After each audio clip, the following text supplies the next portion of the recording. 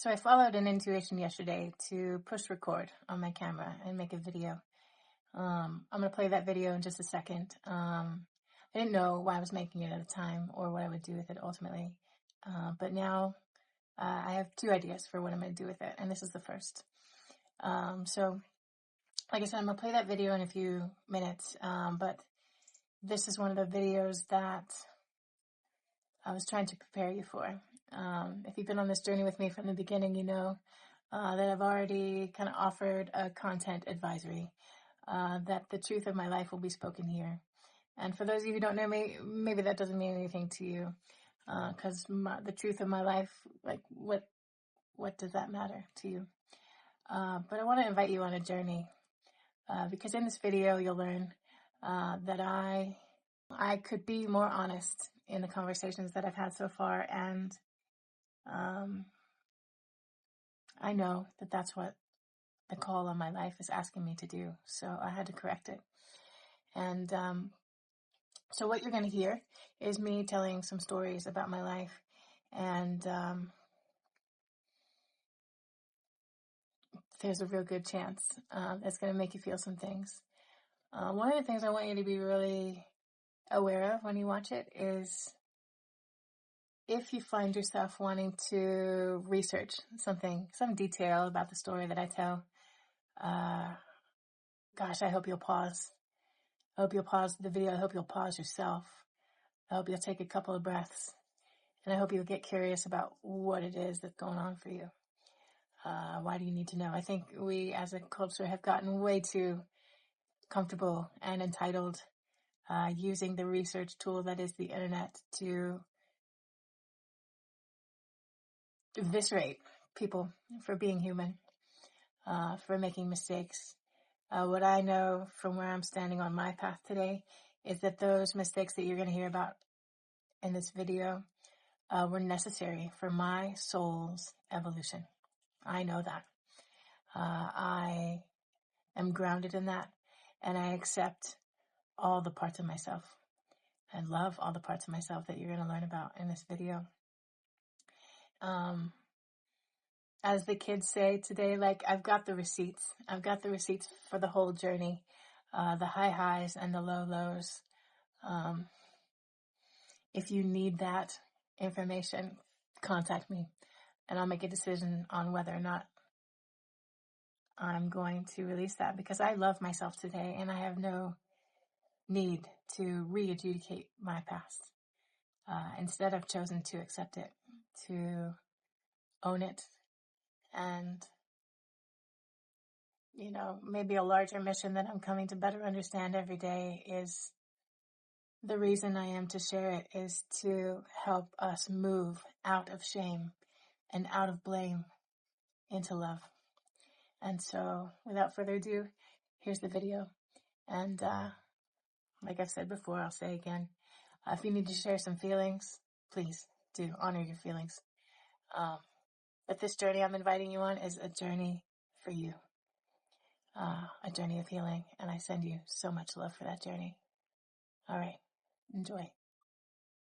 Hey, so I'm not really sure what's going to come out on this video, but the intuition I got was just to push record, so I'm going to do that. Today feels like a big day. I've committed myself to this journey, unfolding and surrendering to it and just showing up. So when I say it feels like a big day, there's a couple things just to orient you to why I feel that way.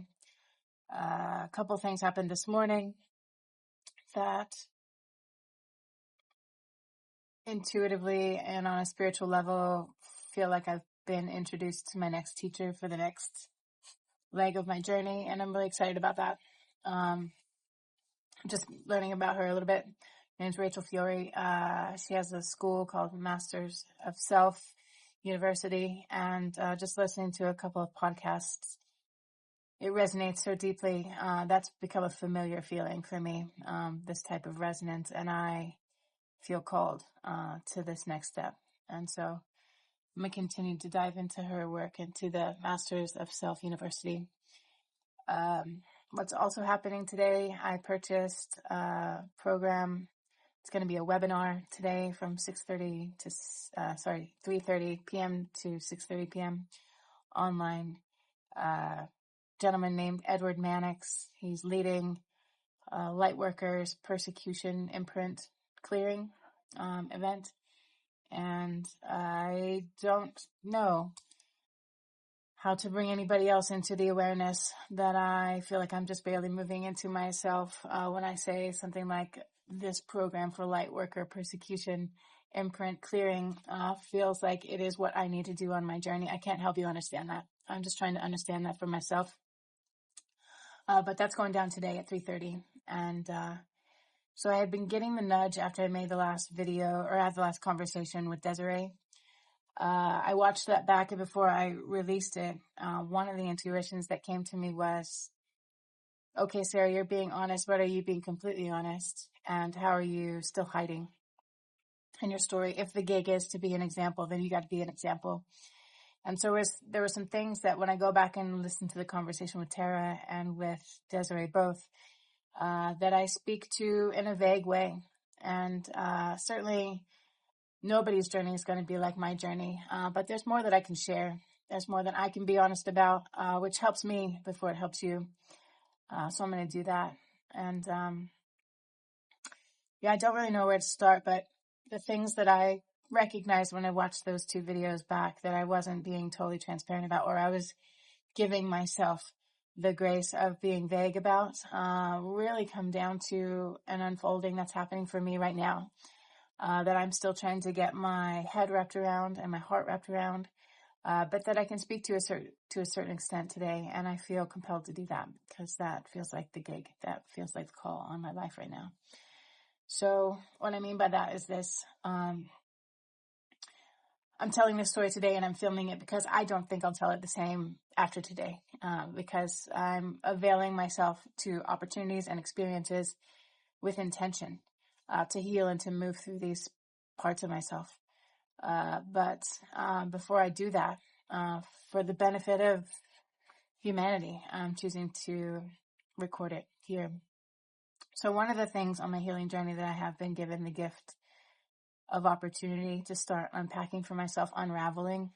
Desiree used that word in our conversation, unraveling the knot for her, was the unraveling and discovery of how a deep wounding, a father wound for the therapists in the audience, or anybody who's been to therapy and on the journey of healing for themselves, you may have encountered this concept of a mother wound and a father wound.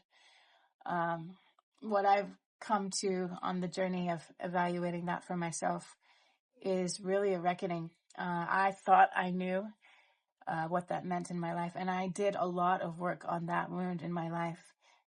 Through therapy, psychotherapy, traditional talk therapy. I ran through that experience and all of its facets. I believed in the consciousness that I used to embody thoroughly, so thoroughly that I thought that I could speak to that and help others on their journey through that wound. And that is not untrue, but it's just not the whole truth. Because the gift that I've been given over this last year of my 2-year spiritual journey and healing journey, which has been from the start next level, magical and mystical, and it continues to be that way. But the father wound showed up in a profound pattern of self-abandonment in my life. And the truth is that not many people would know that story of self-abandonment. It's something that I got really practiced at not showing anybody. Certainly I've harmed people in my life and on the journey, people that I loved, by not being aware of how this wound was manifesting for me in my relationships in my life. I didn't know. So how could I have told you that that's what was happening? But now that I know, just like Maya Angelou says, like, when you know better, do better. And this is me doing better. Anybody who sat with me in therapy or worked with me when I was a psychotherapist knows quotes were kind of my thing. It's the way I conveyed love and appreciation, and it's the way I saw my clients sometimes. I used to use quotes often in like the culminating experience of ending a treatment experience, especially if there was a group component of that. If there was a certificate involved in a program that I was facilitating, I would always include a quote that I felt like encapsulated or like deeply conveyed for me, some words either of witnessing or of wisdom to the client who had gifted me the privilege of getting to know them and trusting me with their stories on their journey toward healing and recovery. That's the way I chose to do it. So people know that quotes were kind of my thing. And today I feel like I'm really living into or embodying what Maya Angelou has to say in that quote. That we know that we do the best we can with what we know at the time, but when we know better, we need to do better. And this is me attempting to do that. So this is what I've come to learn over the last year of my healing journey, is that there was far more to that wound and how it was showing up in my life than I had ever known. And for those of you who've been on the journey with me and who I've allowed into a place of intimacy, where you know, either through direct experience by being harmed by me or learning from me, you know that there's been times in my life that events happened that were very out of character for how you knew me, very out of character for who I knew myself to be. But when I zoom out far enough now, by grace, I'm able to do that. And I've been able to transcend the limitations of shame and how that keeps you stuck. Today, where I'm at on my path, I can look back and see very clearly that there was a pattern to the ways in which this wound showed up in my life. And every time that it showed up in full manifestation, it got more devastating and more all-consuming than the previous time. And how that showed up for me, just a couple of ways that feel relevant to share, because the gig is for me to be an example, so I have to be honest. When I was in the service, one of the ways that father wound, I have always been called to help others, and I think I'm coming to know in a deeper way that that's why I'm here. But I've always done so from a place of like leading from the front, having done the work, and in doing so, finding myself at a place where I felt compelled to give back. And so I've done that at many iterations and at different levels of my own consciousness journey, my own soul journey in this life. And, but what I didn't know, I couldn't know until I know it. And now I know it. But when I was back in the Navy, I created a circumstance in my life wherein I got a bit ahead of myself. I think in retrospect, I could see. I got a bit ahead of myself and feeling more confident than I really understood that I could be, and believing that I had worked through everything I needed to work through. And then all of a sudden, I found myself engaged to a woman who, really, when I'm honest with myself, I never wanted to be married. That wasn't something that I desired in my life, but my partner did. And so when I was proposed to, I said yes, because I knew that's what she wanted. And so I found myself at this moment in my life engaged and preparing, actually planning for our wedding. And there was just this one day I was out to sea at the time, and so I called her and we were talking on the ship phone. And something in that conversation triggered in me, I now see in retrospect, a very deep rejection wound. We'd been away from each other for a while, and she was spending time with people who I didn't yet know and having real great connections with them. And it triggered something in me deep that I felt deeply rejected. And my shadow parts took over. And I wasn't aware at the time. But what happened after that phone call was that subconsciously, I went back out into the world, wounded, activated. And in that activated place, I was very vulnerable to anybody who would reflect back to me that I was special or desired, and something that would be like a salve to that wounding of rejection. And so what that looked like for me in real life was, I was a chief petty officer at the time. Like I said, we were out to sea. And when I started moving through life after that phone call in this activated state, I wasn't aware. But what was happening was I had abandoned myself. I had abandoned my commitments. I had abandoned myself on such a deep level that I encountered pretty quickly another person who reflected back to me that I was special, that I was desired. And pretty quickly I found myself engaging in a new relationship with somebody who I had no business connecting with, for many reasons. So I started engaging in an extra relationship affair with another person. The complicating variable of that was, for me, being a chief petty officer in the Navy, that person was a second-class petty officer. So I was engaging in this relationship, committing the military injustice of fraternizing with a subordinate person who was assigned to my command. We were not in each other's direct chain of command, but just by virtue of me being a chief petty officer and this other person being assigned to the same command as me, I was breaking a rule.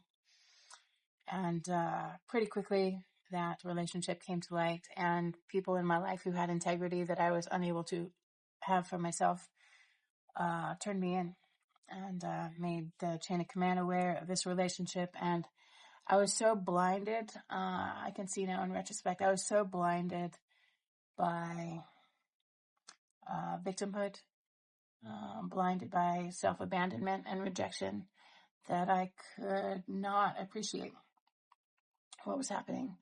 I remained committed to this inappropriate relationship.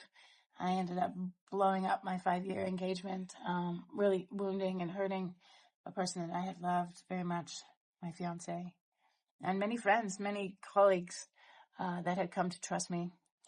And I really doubled down on a belief that I was a victim in that situation.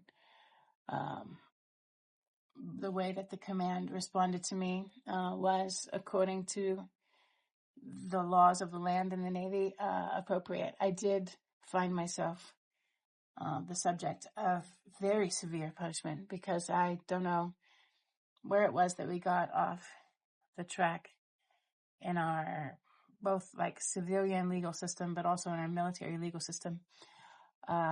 This process by which somebody who is being investigated for an infraction or a crime is encouraged to hold their cards close to their chest and not tell the truth, and put the burden of proof on the investigating body. I had never been in trouble before in my life, before this experience, so I didn't know to hide.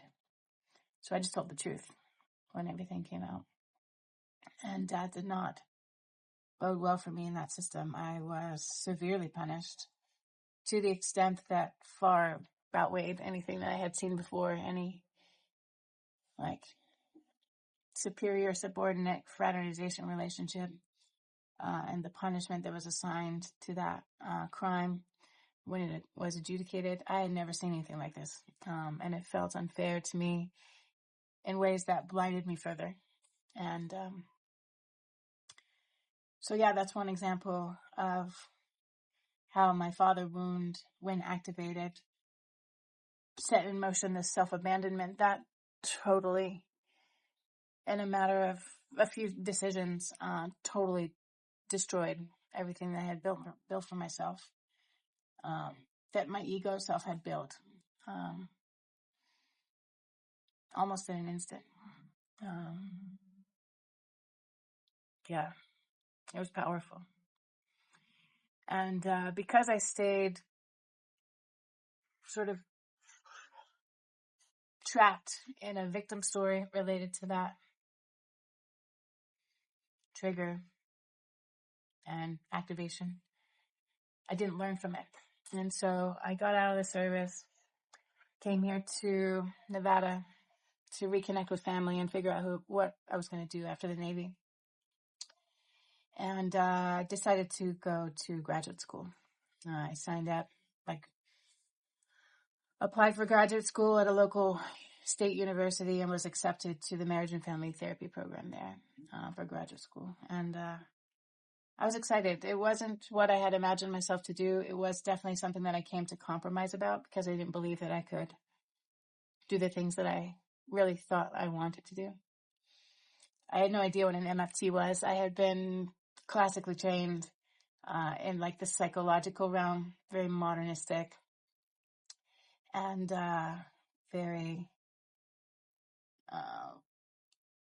those modalities I had been trained in really encouraged the clinician to hold themselves as the expert, the person with the answers, and to not allow themselves to be seen really for their humanness in their work with clients. But what I found refreshing a couple weeks into my program at the university, the marriage and family therapy program, was this systems way of thinking offered something different, offered something that felt aligned more so with my soul, more collaborative, more honest. And so I thought to myself, I'm where I need to be. And this program was going to be 2 years in length. I got settled in with academic advisor on the faculty, and she and I started working up some ideas for some research projects, and I felt, okay, this is what I'm supposed to be doing. And about a year into that program, I had another experience that triggered off that father wound in me on such a deep subconscious level. I had no idea what was happening. It's only now where I stand on my path that I can see things so clearly and see it as just another iteration of the same wounding in my life, of the same grouping of shadow parts that were related to that father wound, that deep rejection and abandonment wound in me. And that when it was activated in me, caused me to act in ways that were very counter to how I even understood myself, but certainly how others understood me. And so about a year into this program, I had this activation that triggered off all of that wounding in me, that made me blind. And because I had not learned from the experience in the Navy, I stayed in victimhood. I stayed believing that I had been misunderstood or treated unfairly. So I missed an opportunity to learn. And so I was given the gift from the universe, from my soul, from my highest self, of another opportunity to learn the lesson. And this time it took the form of becoming blinded by the attention of a faculty member in the program who, on their own journey, I am not here to analyze anybody else's journey. I just know that our souls had complementary wounding that resulted in my blindness to the attention and accolades and the support, the believing in me of a faculty member that caused me once again to totally abandon myself, totally abandon what I had been working on for myself, trying to establish a relationship with a partner who I still am partnered with, and trying to explore and expand into a new vocation to be a therapist in the civilian realm. And so what transpired in that activation, in that trigger, was an almost 2.5 year clandestine relationship with a faculty member, a professor on this faculty at the university where I attended. Now, what other people saw in me during that time was that I was excelling. One of the top people in my class. I was voted to be the class president of my particular cohort for the contingent of the honor society for my program. And I was overperforming in a lot of ways, doing the most. And also engaging in this clandestine affair with my professor. Being dishonest to my partner.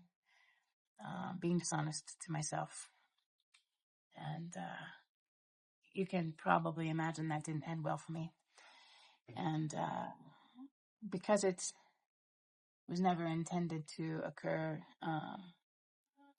or was just rife with power dynamics that were none of them in my favor, when that relationship went awry toward the end of my program, where I decided I wasn't going to continue the relationship, there were some ramifications or punishments that came following that decision.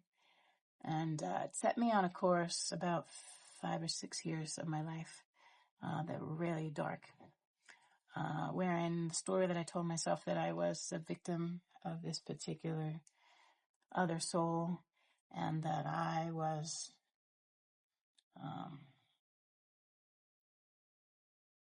in danger of being exiled as a professional. This person holds quite a bit of power in the community of professionals that I was seeking to join, both in like the national realm and the international realm, but also the local realm. So I'd really set myself up for a doozy of punishment, emotional, spiritual, in making those decisions when I was triggered. But I made them. And it was because I didn't learn the many other times that I was given an opportunity to learn that, hey, you might be wise to skip the victim story and start to take a look inside, to take a deeper look at what's actually happening. And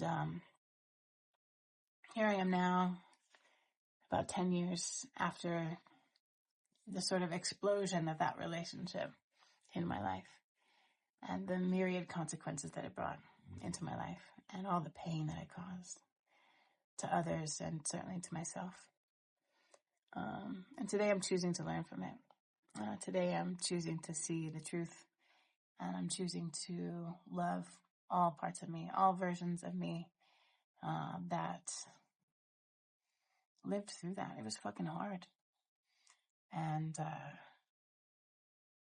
it breaks my heart to know how much pain I caused other people, and how much pain I caused myself, because I just couldn't see enough to be able to appreciate and learn from what was happening.